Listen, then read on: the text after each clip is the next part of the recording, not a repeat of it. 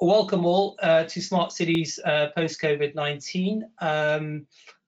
This is being run as part of London Tech Week and it's been organised by Tech London Advocates, the Smart Cities group.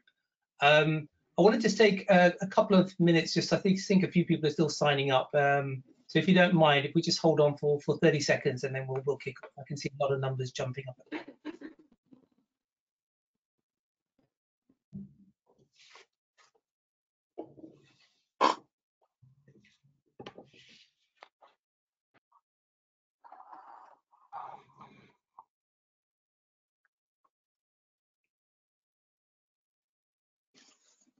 Okay, I think we're good to go. So welcome all. As I said, Smart Cities post-COVID-19. This is trying to take a practical perspective on what's changed for Smart Cities post-COVID and trying to bring in real-life use cases. We have an amazing panel to bring different perspectives to this conversation, and we'll introduce them shortly. I'll introduce myself first. My name is Sandeep Arora. I'll be the moderator today. I run Aurora Digital, which is a international market entry launchpad for tech companies coming to the UK and Europe. I also co-chair Tech London Advocate Smart Cities with Larissa, who's on the panel today. And I know she wants to talk a bit about that and people who may want to join that group as well. So the idea really is the panel will be taking certain questions on areas of expertise and experience that they've seen over the last few months. And there will be an opportunity for people to ask questions through the webinar panel as well. So please take advantage of that as we go through the conversation. We will go through topic by topic. So if there is something that jumps out to you that you don't think is being addressed, please use that opportunity. And as I said, we have an amazing panel to hopefully answer those questions for you. So without further ado, I'm going to start to introduce short introductions to everyone. We'll kick off with Larissa, who's the co-chair of the Smart Cities London Tech Advocates Group and also a associate professor at UCL. Larissa, if you want to just say a few words about yourself.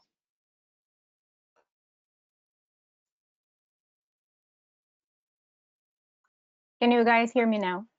We can, yeah. Yes. Good. Hi, everyone. Thank you very much for having me here. So as Sandeep said, I am the co-chair of the Smart London, the Tech London Advocates Smart Cities Group. And I would encourage everyone listening to this webinar to sign up to join the group. So you can feel free to contact Sandeep and myself. So the contact is on the webpage of the event that you received via email. And as an introduction, I am an honorary associate professor at UCL in computer science. I'm also the AI data management and smart analytics practice lead at Google. And I'm a computer scientist by training. And I will be here covering topics of like AI and smart cities and how that can shape the world around us. Thank you very much. Amazing, and we'll hear from you later as well, Larissa, so thank you for that. Next we have Jeremy, Director of Intelligence Unit at GLA, the Greater London Council. Jeremy, if you don't mind saying a few words. That's okay, thank you, Sandy. Yes, it's Greater London Authority, City Hall in London. We support the Mayor of London, Sadiq Khan. And the City Intelligence Unit comprises a number of professionals, economists, statisticians, data scientists and others who will support the research and analysis into the future of the city. And of course, more recently, we have been thinking about the longer term recovery of the city, which is particularly relevant to this discussion. Thank you. Amazing, thank you very much. Next, I'd like to introduce Sarah, who's a partner and UK Head of Future Mobility at KPMG. Sarah, if you'd say a few words. Yes, happy to. Hi, everybody. I'm Sarah Owen Vandersloot. As Sandeep mentioned, I'm a partner with KPMG. I lead our infrastructure strategy business and also our future mobility practice. So that's working with public and private sector organizations around some of the challenges, both from a policy, strategy, data and technology point of view, particularly with a focus on future mobility. Brilliant, wonderful. Thanks for that, Sarah. Yuandi, if you wouldn't mind saying a few words. Yuandi is Innovation Lead at Lang O'Rourke. Yuandi, Thank you. Thank you very much, Sandeep. I'm really excited about this session, so it's a real honor to be here. Just as Sandeep said, I am innovation lead at Langor. My work is very much around modern methods of construction, and as such, embedded technologies is part of that conversation, and also part of the evolution of how we deliver smart buildings in this country and in other parts of the world. Brilliant and very topical. We'll be talking about that a bit later. Thank you for that. David, if you don't mind saying a few words. David is the Innovation Lead for Cities and Mobility at Innovate UK. David, if you don't mind introducing yourself. Sure. Thanks for having me and very pleased to be here. I am indeed the Innovation Lead for Cities and Mobility at Innovate UK. That means I oversee our urban mobility portfolio, which manages several dozen projects that Innovate has invested in. Innovate UK, for those who are not aware of it, is the government's innovation agency, and we provide funding and financing for innovative companies and solutions that tackle the key problems that have been identified by the government's industrial strategy. So very happy to be here. Brilliant, wonderful, thank you for that. Next we have Elena. I don't know if we've got her on video, but I believe we do have her on audio. Elena is a solution architect at Connected Places Catapult. Elena, if you don't mind saying a few words about yourself and the Catapult, that would be very helpful. Sure. Hi, everyone. And I do apologize for my camera not being on. I've had some issues connecting with the GoToWebinar. Connected Places Catapult is a neutral non-profit organization which is aimed at growing UK businesses and innovation, specifically in a placemaking context. So we accelerate urban innovation and smart mobility for connected places of tomorrow. We work very closely with David at Innovate UK. My particular role is within the applied data and technology area, which looks at strategy and appropriate development of technology and uses of data to solve urban challenges. Perfect, wonderful. Thanks for that, Elena. And last but certainly not least, we have Paul, who's the Chief Digital Officer at North of Tyne Combined. Paul, if you can give a bit of an explanation of that, would be very helpful. Paul, we can't hear you. Your mic must be off, yes? Yes, so I am the Chief Digital Officer at the North of... Yeah. Is that working? That's better, yeah. Oh. So I am Paul Armstrong. I'm the Chief Digital Officer at the North of Tyne Combined Authority. So that's a new combined authority in the northeast of England. So we represent Newcastle, North Tyneside and Northumberland. And I lead on all of our digital infrastructure and smart cities work, and also our engagement with government around digital recovery as well. Amazing, thank you very much. So without further ado, let's jump into the agenda for today. I've broken it down to 3 parts. Hopefully that will have some sort of structure to it. The first view is really to cover those topical points that perhaps people have been asking me about and asking various people involved in smart cities about. So we want to cover some of those first, and then we'll do a bit more of a deep dive in some of the technologies that are bubbling up and you know, coming to life in terms of smart city projects at the moment. So what I'd like to start with is focusing a bit on public transport and the impact of COVID-19 on public transport, and particularly in large cities like London, what the impact has been and perhaps how cities are responding to that challenge. Jeremy, if you don't mind taking that question. Yeah, sure. Thank you very much, Sandeep. So clearly there's already been a very significant impact, particularly on city centres, particularly for large cities like London, which rely on mass transit into the centre. And like many places, this is affecting those areas which are predominantly business districts in particular. And, you know, the immediate reflection in terms of smart cities is that we're relying on drawing on a vast array of sources of data to reveal all the impacts on the city. And we are engaged in a big project measuring London's busyness at a quite granular level, which is really helpful. We've been able to observe, for instance, the impact of the Eat Out to Help Out scheme here in the UK. I think the other thing to note is that many cities are reliant on international transport as well. So London particularly reliant on international business and tourism, so the hit to aviation has had a consequent impact on the city centre. But whereas the city centre is still really suffering badly from the COVID crisis, some parts of the suburbs are starting to do better. Lots of people talking about rediscovering their local areas, the importance of their local parks. Their homes, of course, have become offices. Their high streets are now where they shop. The local amenities, cultural attractions being found or rediscovered. And to aid all that, the digital connectivity that we're now relying on all suddenly becomes much more important. Meetings become easier. We don't have to book meeting rooms. We don't have to tell reception. We don't have any meeting badges. We don't have to bring people up from reception. We don't have to rely on lifts. So accessibility of the workplace is much easier. I guess the risks of that is that we're very reliant on our devices, on our connectivity, as Paul just found a moment ago. And we need to make sure that we continue to invest in the underlying infrastructure and improve it, as we hope the 5G rollout will bring.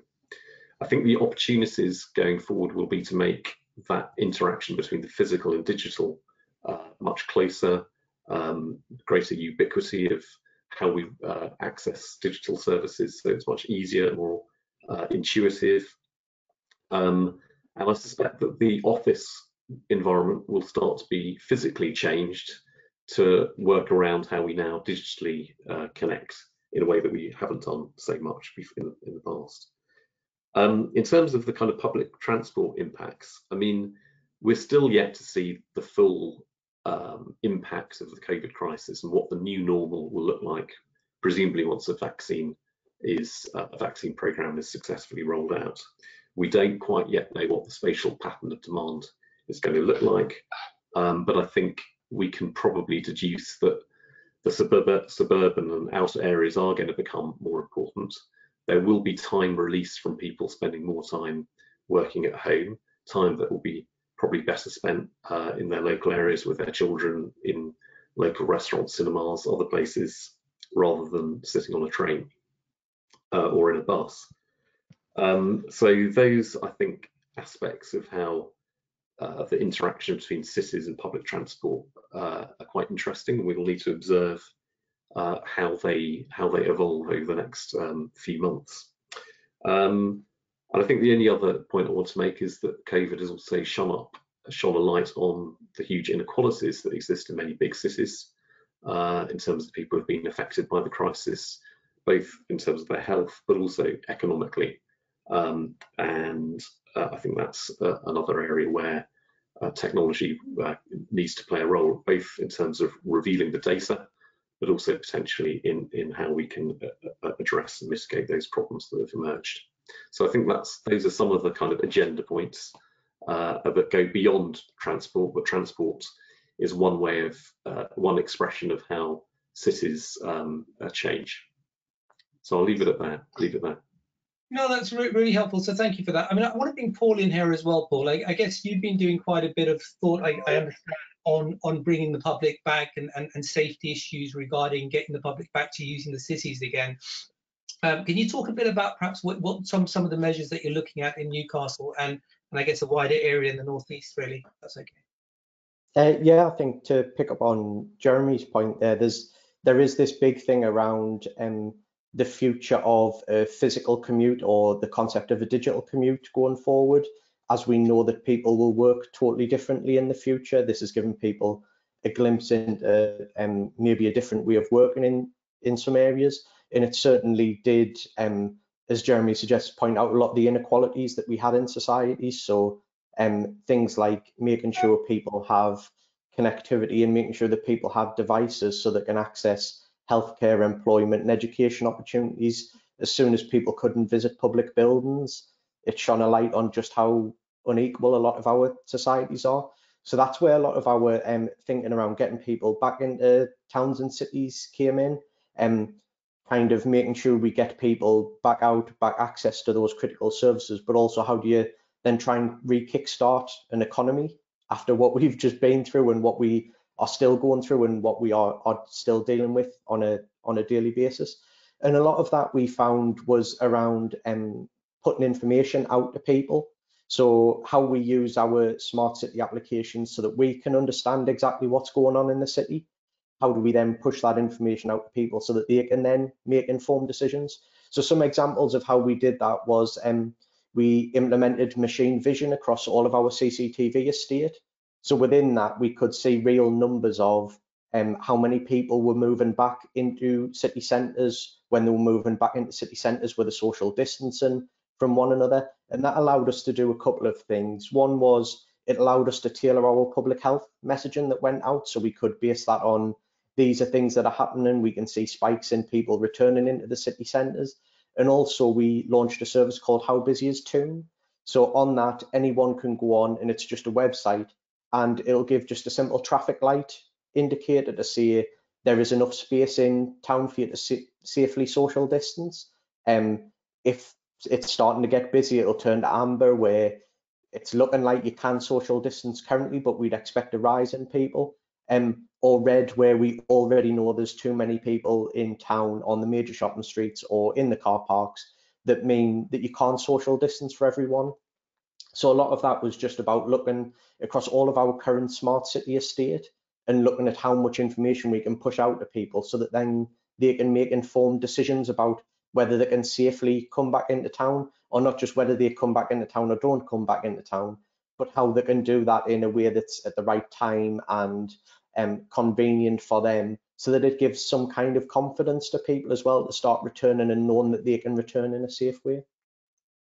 And do you have any sort of trajectory of timelines or something regarding that, what you perceive to be happening over the next sort of 6 months? We do. So we have a whole dashboard which is all open data that pulls in information from all of our smart city assets across the city. We've also done some work with MHCLG, and we were lucky to get some funding out of the latest round of funding to scale that solution up so that others could implement a similar solution as well.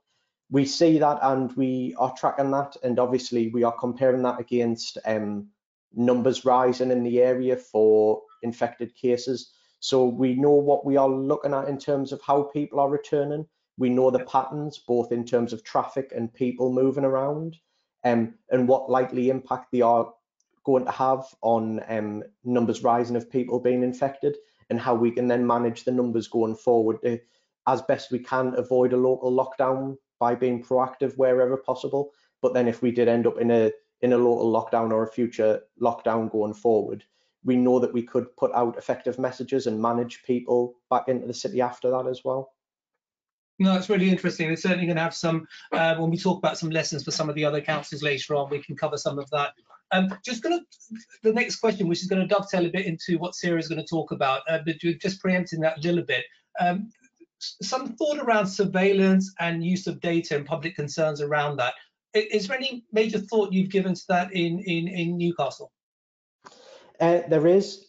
We have an ethos of being open by default.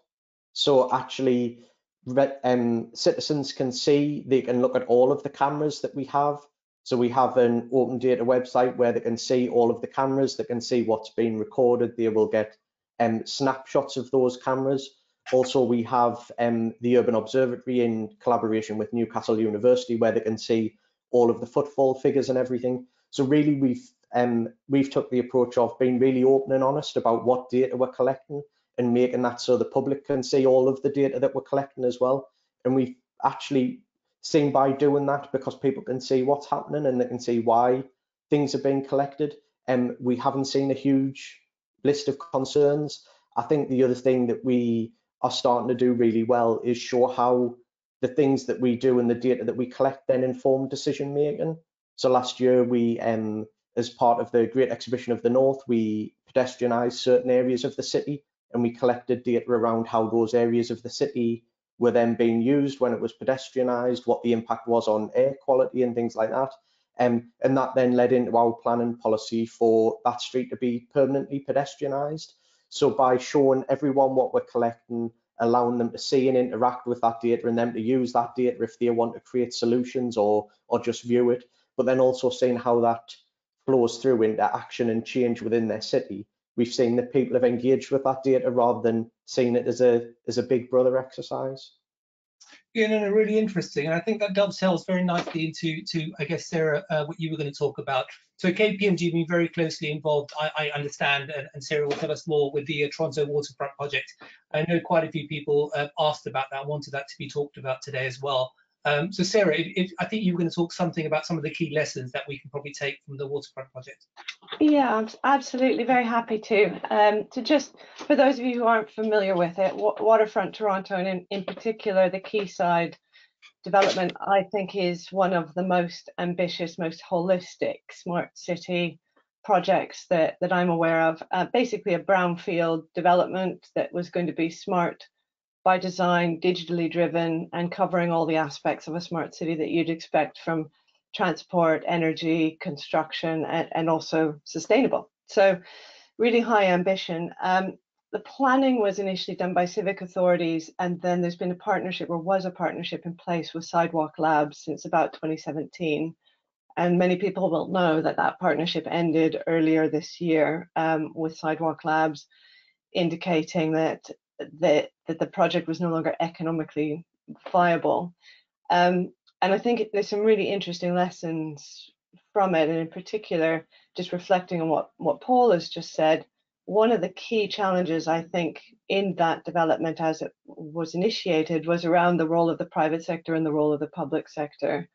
I don't think the project is dead, by the way. I just think the delivery model will change. And I think the real killer issue for the project was actually trust. And that was public trust, in part in respect of what data would be collected and how it would be used and where it would be stored. But more widely, I think about what was the purpose of the project and the role of a single fairly large private sector player in it. So you have to look at the data side of it.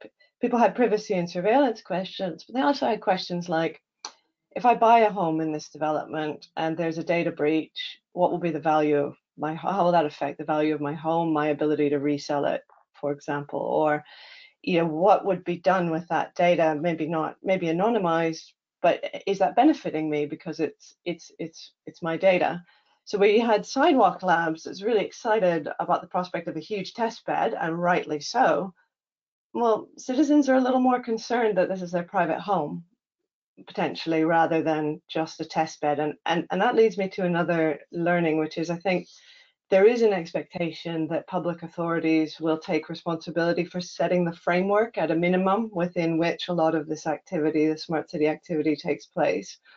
And I think in the case of Waterfront Toronto and Quayside, there was a lot of evolution of the thinking around that framework as discussions with Sidewalk Labs were ongoing and as the planning was ongoing. To a certain extent, in a fast-moving, innovative environment, that's natural. At the same time, I think that did undermine, in part, the economic viability as well as the trust in the public authorities to actually put that framework in place in a way that would benefit citizens as much as it needed to. And that then also, I think, impacts the financing. So if you start to have a less certain environment for private sector innovation, in this case, actually, the scale of the project was initially reduced. That reduced the size of the test bed, reduced the applicability of what could happen from a Sidewalk Labs point of view. And so that, yes, it was economically challenged, but largely I would say because that public and private sector engagement wasn't happening in the way that it needed to early enough.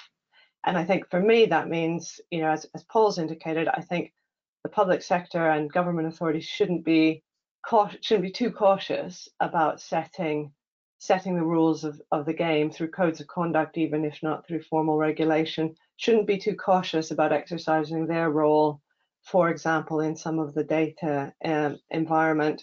And I think we do need early collaboration on design, including design of commercial models to allow smart cities investment and private sector investment to flourish. That's really helpful, and thank you for that. I don't know if any of the other panel have got a different view or want to add something to what Sarah said. I was just going to say, absolutely. You know, from the construction perspective, you know, we've certainly definitely seen that early engagement model has to happen for you to start to have, you know, any traction, any complete approach towards developing, you know, solutions within cities. So yes, absolutely. That without a doubt is a key element of delivering smart cities. Oh, wonderful. So it's got a question coming through. I probably just want to see if we can answer. We've got a couple, but if we can just take one for now. It's talking around the issue of public trust in the responsible use of data shared, and thank Kirsty for this. And it's about how do we ensure the purpose and transparency is clearly communicated to the public to reassure them. So it's kind of that use of the data again that we talked about before. I know a few of you talked about the past. I mean, Sarah, do you want to take that, or does someone else feel that they've got some view on that?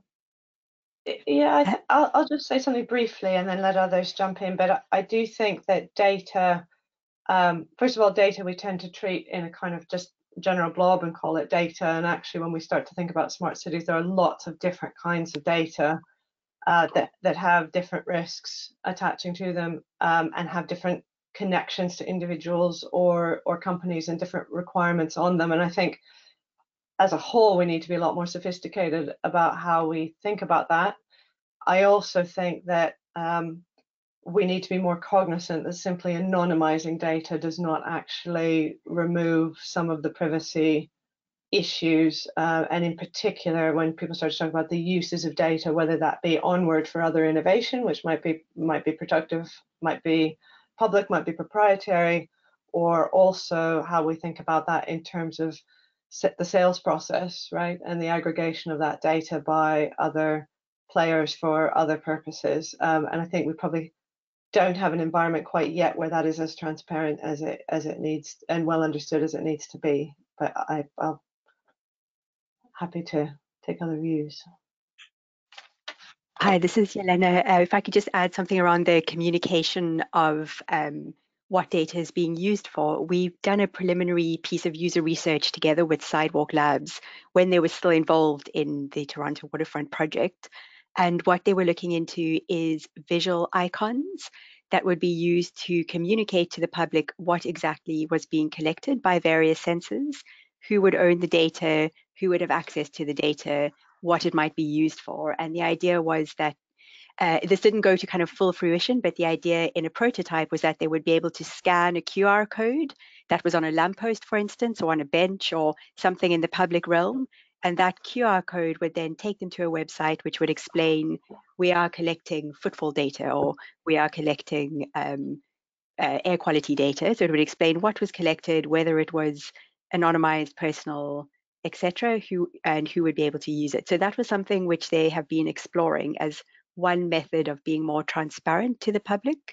But again, I don't think that went through to full implementation because they have now come out of the project. But it's an interesting thing which others might pick up. And also they were hoping that this would become a more broadly used standard rather than just something that Sidewalk Labs would use. So they did take into account quite a lot of feedback from around the world. And hopefully we will see some more of this kind of transparency within the public realm. That's wonderful. Look, thanks very much for that, Elena. Just moving on, just in the interest of time, Kirsty, hopefully that answers some of the questions that you had. I see there's another question coming through, and we'll take that if we've got time towards the end, if that's okay. Just want to sort of move on to Yuandi now. Yuandi comes from the construction industry, and I guess what we're looking at, Yuandi, if you don't mind, is talking a bit about the challenges and key thought process in the construction industry now. I know we talked a bit about smart cities previous conversation. I know you were very keen on that collaboration side of things as a key theme as well. But if you could just give a perspective to everyone around the sort of key thought process and challenges in the construction industry now, that would be really helpful. Thank you very much. And really just to follow on from Sarah and Elena as well, and our previous panelist, I guess I always like to ask myself the question, you know, what is the why? And if you ask that question, right, you know, I'm really trying to understand the context of smart cities in different countries, in different regions, you often kind of find that you're coming to a slightly different answer as a bespoke solution to those areas. So I'd say if I use, you know, two cities, for example, you know, you think about London and you know, the drive for smart buildings, certainly, you know, 5-10 years ago was really around ensuring that there were, you know, that our building stock considered climate change, that it considered energy consumption. It was really around developing a range of new building stock that was good for the environment.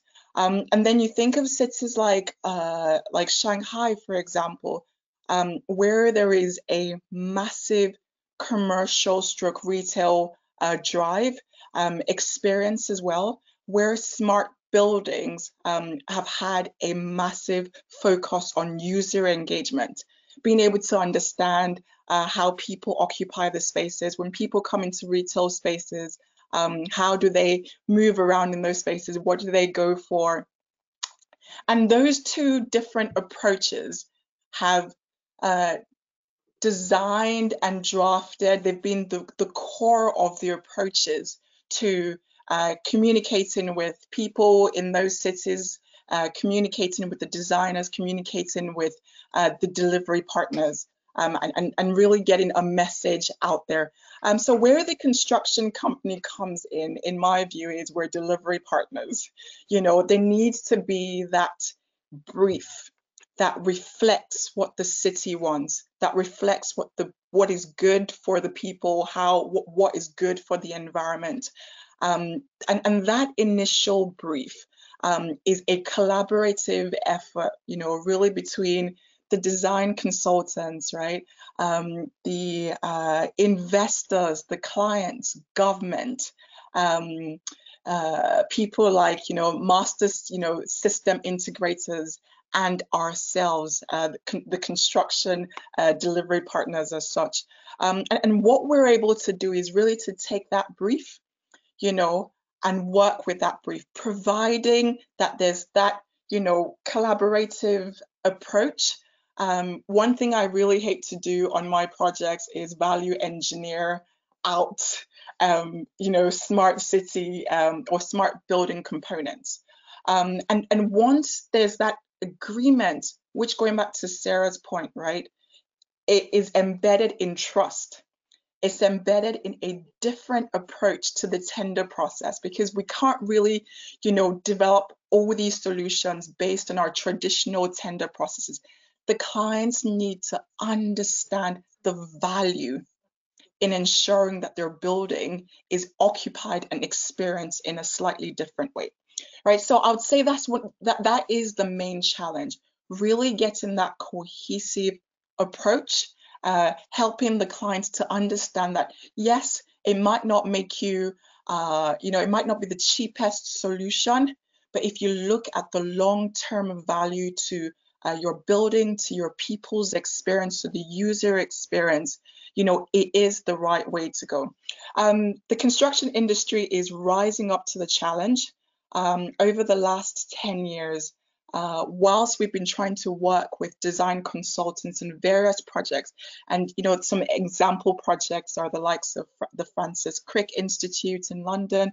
There's the Specialist Critical Care Centre in Wales as well, where we've worked to provide the baseline infrastructure for, you know, to enable intelligent buildings. So smart building is one thing, you know, having all the IP infrastructure there. But I guess, you know, the next conversation is how intelligent is the building, you know, and that is where you start to use the data to feed back into the building and feed back into the user experience. So we work towards ensuring that you have all the baseline infrastructure, you know, being able to connect to IP, being able to ensure that you understand, you know, what the heating and ventilation systems need to be, how you can regulate them, how you can use less water, how you can achieve less water consumption. in the buildings. Now, moving forward, I would say collaboration needs to happen. I would say, challenging our methods of, procurement needs to happen as well. And I would say as well, early engagement, absolutely. Working with the design consultants, with the investors stroke clients very, very early on and getting their buy-in. Wonderful. Thank you very much for that. That's extremely helpful and gives us a really good perspective. I think we've moved away now from the topical side of things. I want to go a bit more into the technology. And we had a really clever question come through from Hans, actually, which, David, I think might sit in your shop. It's around how the IP should be owned and commercialized in smart cities. So if you don't mind percolating on that, and we'll come back to that a bit later. But I think it's a really interesting question. I think if we can talk now a bit about the AI and the emerging technology we're seeing right now, and probably perhaps just have a bit of a conversation between three of you, really. I think, Larissa, if you don't mind starting, and Elena and David, if you don't mind popping in as well as we start talking a bit about it. But really, we're trying to understand a bit more about what the most promising smart city technologies that we're actually seeing come out at the moment, what's being used so far, and what can we expect. Larissa, over to you. Thank you, Sandeep. I would just make a few comments about some of the things that I have heard so far. So on the topic of trust, I think trust should not be something that we do. It should be a consequence of what we do. We shouldn't put effort into getting the trust. And I think we also have to understand that privacy means different things to different people. And I remember coming across projects that they thought, okay, this is going to be enough for the population, but that is the big problem of the bell curve. We have the bell curve and then we squash it in such a way that we aggregate everyone, we try to aggregate every single person, that we lose the sense of what it means to different people. And that is the biggest problem that we have when we design solutions for smart cities and make this a commodity that will serve just a privileged few. And I think that also one of the things that we have to take into account when we develop and apply technology is that it should not violate any human rights and should not perpetuate any unfair bias, which is some of the things that we see as in today. And especially talking about AI and ML, one of the things that is not much clear that people should be educated a lot on this is on one side, we have people giving their data and receiving services, and they have to understand what their services are for, and the explainability, the explanation of why certain services and certain answers were given to them.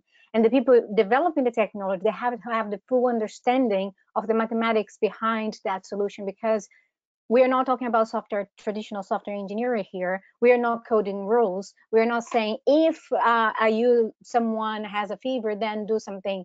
The problem with AI, the data will drive the behavior of the system. So if you have an outlier in your data set, your model will degrade in production, will go south, and you're going to start having problems. So it's all about like the data that we input into the system. So that's why humans, they have to be part of the data processing to enable us to make use of this emerging technology. And I think we are living at a time of unprecedented opportunities, because we have everybody connected now, everybody part of the internet, like, because sometimes people, they were not part. And the good thing about the internet is that it's distributed, it is dynamic, no one owns the internet. We only have one owner on the internet, if we can call owner, that is the company that issues the IP addresses, and all the rest, like, it's dynamic, it's free, and people can go and scrutinize the systems as we go alongside. And one of the problems that I see about this aggregation of things and make the data about people, about privacy, about trust to disappear is, for instance, I have an example that about blind people. Blind people, they do not, they have a lot of issues about finding the bus stop. And that is like, we have 285 million people who are visually impaired, and they have a problem with finding the bus stop. And GPS is not very good for micro navigation.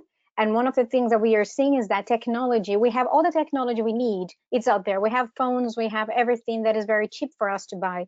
However, we have to also make sure that humans are a part of the data processing. There's a project in Boston called Blindways, and this project, what it does, that it uses humans to record. I'm walking on the street alongside the recording of like any GPS system the user is using, and recording, give 2 steps, now turn to your right, and then give 2 steps and then stop. That is the bus stop, because the blind person will go forward and the bus will just go nearly run them over and will not stop for them. But that is the problem, though, that some people, they thought, okay, this app, I use a GPS, anyone can find where the bus stop is and stop. But that is a problem. Blind people, they cannot make use of that because GPS is not good for micro navigation. So we have to come up with something different.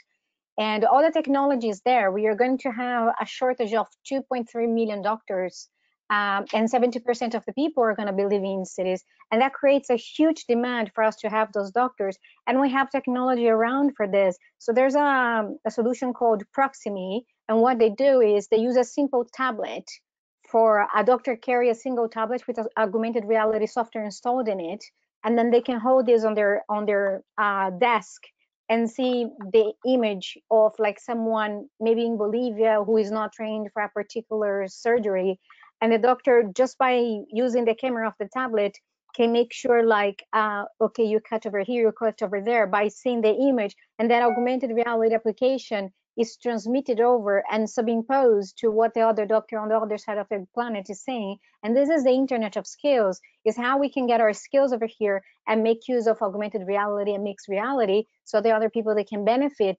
And then we help one another. And especially in COVID-19, that is one of the technologies that can help us to ensure we can transfer knowledge from doctors who are specialized on a particular care to others that are in other parts of the globe without receiving any of that solution. So I think all the technology is around there. We have to be careful about the bell curve and about excluding people, and be mindful about the trust and the privacy, because when people know that the beneficial to the social side outweighs any risks, they're more willing to give and donate their data and to trust into the system. But the social benefit has to outweigh and not violate human rights, nor perpetuate any unfair bias. So I will leave it there. No, thank you very much. And I really love those real life sort of examples that you gave as well. So thank you very much for that. That brings it to life for people. Elena, I know you had some examples you wanted to give of technologies coming through that you're seeing as part of your work. If you don't mind giving a few moments on that, please. Yes, sure. I'd like to mention 2 examples. Also, just to say, Dr. Suzuki, my husband actually works for Proximi, so I'm very familiar with their offering. Interesting to hear them have a mention. The 2 examples that I wanted to share, one is a global one, primarily formed by business, and the other one is an academic one, primarily focused within the UK.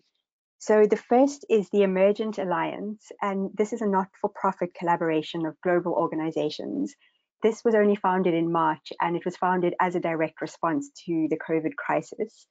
And these group of companies have come together to inform decision-making on industry and on regional and global challenges due to the crisis, and to try and aid social recovery by drawing on expertise not only of its organization members, but they also have a big group of volunteers who work together with them on processing the data. So some of these organizations include the big kind of players, IBM, Microsoft, Google, and some of them are smaller UK companies. You may have heard of IOTIX, and they're quite big players in the digital twin space here in the UK. So they've got around 60 members, which are formed up of business. They've got around 100 members, which are volunteers, and they've got 5 live projects which are on the go and looking at COVID-specific responses. So that is an interesting one, which illustrates how quickly organizations and businesses have actually jumped to be able to work across barriers and across boundaries. I mean, some of these are usually competitors with each other.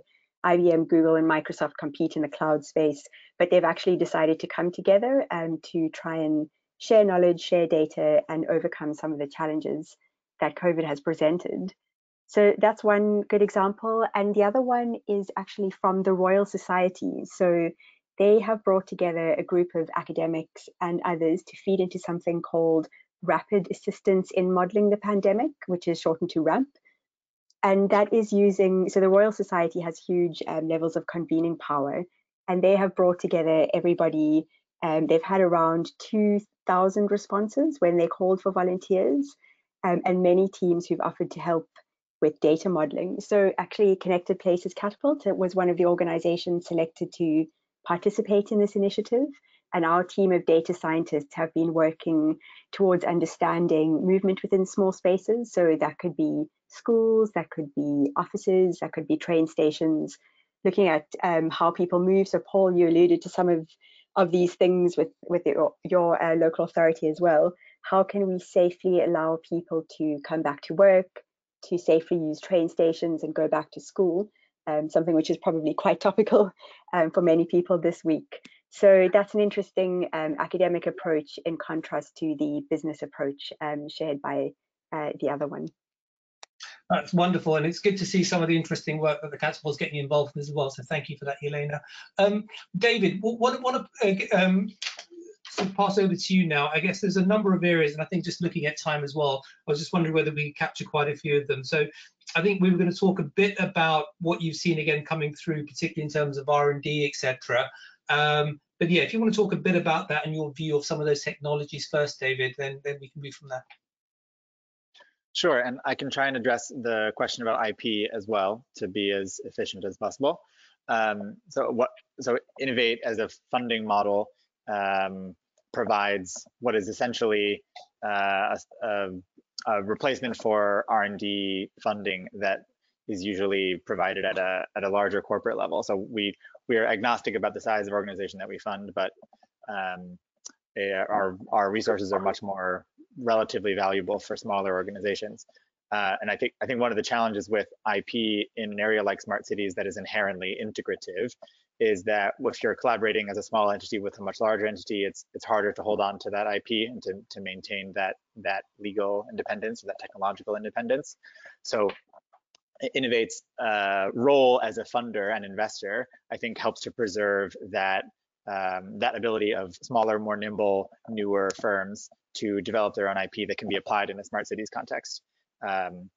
And some examples of firms that we have supported recently that are in the smart city space and are particularly responsive to the pandemic are firms like Vivacity, which people may have heard of, that have an optical sensor that is able to differentiate different mobility types, different modal types. And it was intended to be used as a to work at intersections, to look at the traffic flows. And it has been adapted because of social distancing needs to look at the proximity of pedestrians and of other travelers in more public spaces. And other things that we've seen are, for example, paratransit services that are traditionally taking passengers on journeys being repurposed to provide freight journeys for PPE or other essential medical equipment. So apologies for trying to compress a bunch of different thoughts into a single speech, but I think there's a couple of examples of technologies and solutions that we're seeing evolve during the pandemic. Amazing. Thank you very much for that. I think just to finalize on the technology side of things, I think Jeremy, I think you were going to talk a bit about sort of digital twins and the part they're playing in city government's futures and how it's being utilised at the moment. Don't know if you could say a few words about that. That's okay. Yeah, sure, Sandy. And it's really interesting hearing the description of some of the technologies that the crisis has spawned. We have a sort of a view of the digital twin market, which is that it does need to be led by the public policy questions or issues or concerns that city authorities really need to address. So to give you a few examples of quite cutting edge tools that we've helped sponsor and create in City Hall, they all emerge because of a particular problem that we really needed a technological solution for, rather than a kind of all singing, all dancing digital replica of the city that we might or might not actually want or use. So the first one is the observation that we have within the crowded urban area that is London lots of utility companies that are often digging up the streets. How can we better coordinate those works so that we have a dig once only approach? And that over some years led to the creation of an infrastructure mapping application that looks to the medium term.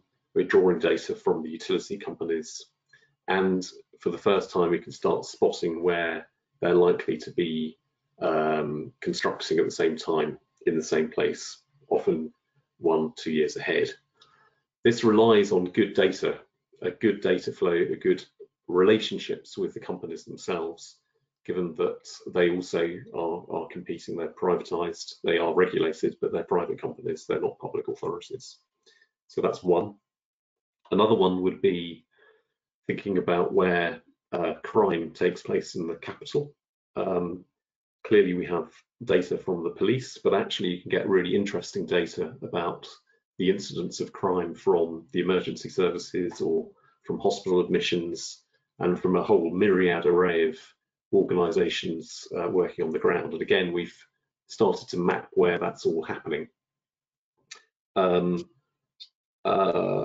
And finally, I guess a very recent example, we've seen the push towards having more electric cars, and we're now starting to map with all the local authorities where the electric charging points are, where the demand is, and starting to also think about the energy supply implications in terms of when people tend to plug their cars in, which itself builds on some other energy modelling that we've done. As these are some sort of more public policy focused digital twins. We also have planning models, 3D models of the city. But the observations are we built them to answer specific questions for which technology provides an answer, an efficient answer. Few existed maybe 5-6 years ago. They've really only sort of spawned a lot in the last 2 or 3 years. There's a massive need for communication, interoperability, and particularly intelligent interrogation of the data. Otherwise, they won't really work. And I think that is why we see digital twins as being a really nice, easy to get concept, but actually making them work in the real world and enabling an impact on the future is really hard graft. Yeah, no, that's exactly the same feedback. So we work with the company Third Eye in this space, which is kind of where my interest lies. And same thing is that interoperability that they're finding they have issues with. People aren't quite ready for that and have it all integrated together with the platform. So thank you very much for that. We are sort of moving out of time, and so that's my fault as a moderator. But there's a couple of key points I did want to touch upon. One is covering a bit more about the data side of things, and how important data is in understanding some of the key things in building sustainable cities. I think, Sarah, you were going to say a couple of words on that. We are running out of time, so if we could keep that quite short, so apologies for that. And I think yeah, happy to, and I'll be quick actually, because I think what Jeremy just said about interoperability really resonates, and how complex it is to achieve that. I wanted to say a few words about the bus open data platform, which I think is a really good example of the kind of thing that needs to be led by government in order to allow all of the benefits that we're talking about, including a flourishing of a private market. So basically, a single project to get onto a single platform, all of the UK's bus related data, from schedules, timetables, fares, eventually to where is my bus.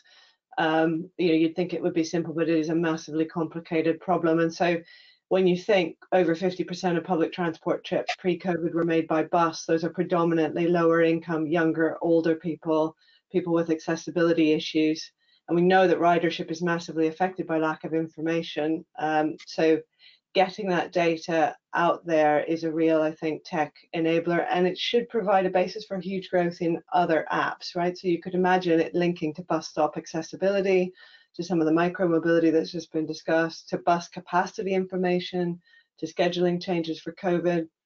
The exciting piece from my point of view is actually then linking back to those changes in patterns of demand that I think Jeremy referred to at the very beginning of this call. how do we then start to link public and shared private transport in a way that is more efficient, more responsive, and meets the needs of more people? And I think that is a really quite transformative promise in terms of people-centered cities and people-centered transport. That's wonderful. And I would say to the audience as well, if there is certain areas you want to know more about, because we are having to rush a bit, please get in contact, and we'll certainly try to get that information through to you or connect you to the relevant person on the panel. Elena, I did want you to jump in here with, again, I know we're running out of time, but I think it's quite important. You had a few relevant use cases from some of the councils here that I think you were going to talk about.